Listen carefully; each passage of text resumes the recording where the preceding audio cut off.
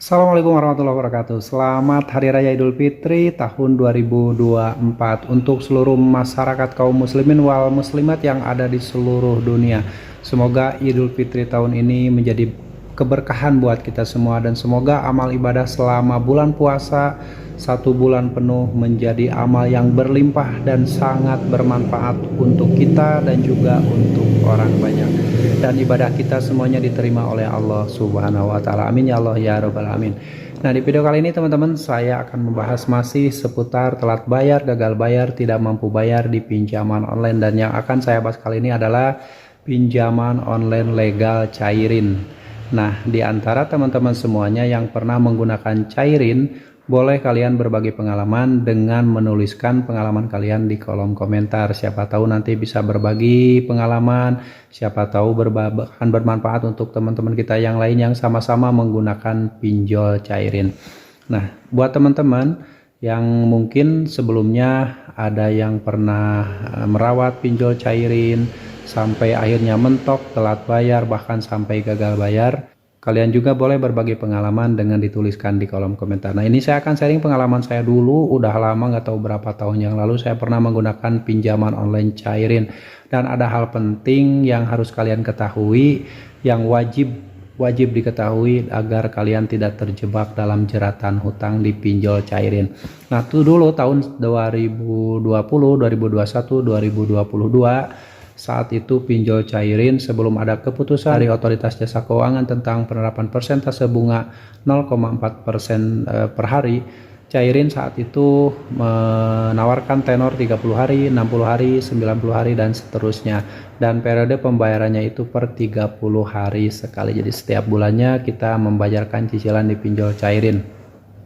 Dan kalau misalkan kita sudah merawat pinjol Cairin saat itu beberapa tahun yang lalu sampai tahun 2022, ada sebuah hal yang harus kalian ketahui ketika merawat pinjol Cairin. Nah, hal tersebut mungkin akan mengagetkan kita dan bikin penasaran dan juga sekaligus heran kenapa hal ini terjadi di pinjol Cairin.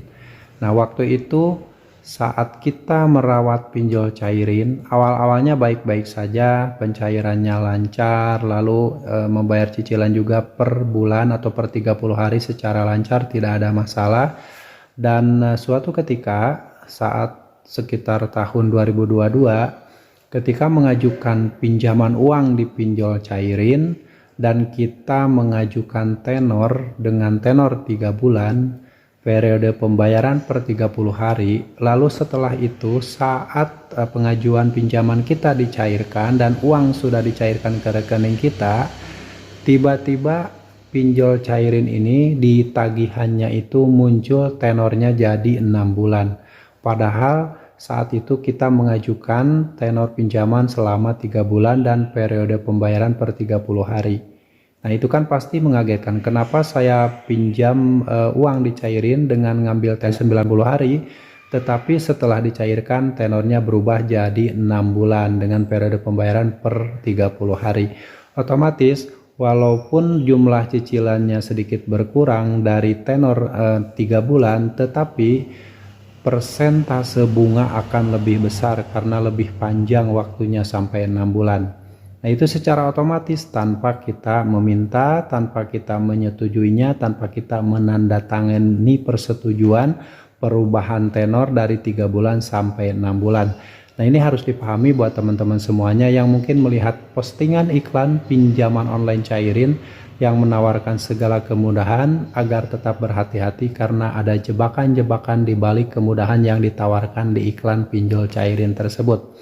Nah, makanya buat teman-teman semuanya yang mungkin ada juga yang pernah mengalami ketika menggunakan pinjol Cairin, ngambil tenor 3 bulan, setelah uang dicairkan ke rekening kita, ternyata di tagihannya muncul tenornya 6 bulan dengan cicilan lebih murah dari tenor 3 bulan, tetapi periode pembayaran lebih lama per 30 hari dengan tenor 6 bulan. Itu kan pasti yang dirugikan nasabah. Nah, kalau misalkan kita terus-terusan mengikuti hal itu, maka nasabah akan dirugikan karena pinjol Cairin akan keenakan ketika kita tetap membayarnya, ketika membayar cicilan tepat waktu, dan mereka mendapatkan keuntungan yang lebih besar dari tenor yang lebih panjang. perjanjian utang piutang dianggap batal dan perjanjian utang piutang tidak sah karena kalian menyetujui tenor 3 bulan tetapi dicairkan 6 bulan. Oke, jadi harus waspada. Wah, mungkin di antara teman-teman yang pernah melihat iklan pinjaman online manapun ya, termasuk pinjol cairin, tetap berhati-hati karena di iklan itu pasti menawarkan kemudahan, pencairan cepat, bunga ringan. Tetapi pada faktanya ketika kalian mencoba meminjam uang di pinjaman online tersebut, banyak jebakan yang tidak akan pernah kalian ketahui dan tidak akan pernah kalian duga sebelumnya. Jadi tetap ekstra hati-hati ketika berurusan dengan pinjaman online. Yang saya sarankan kalau bisa sebaiknya kalian jangan coba-coba meminjam uang di pinjaman online jika kalian tidak paham dan tidak ingin terjebak dalam lingkaran hutang yang berpotensi semakin besar dan berpotensi gali lubang tutup lubang.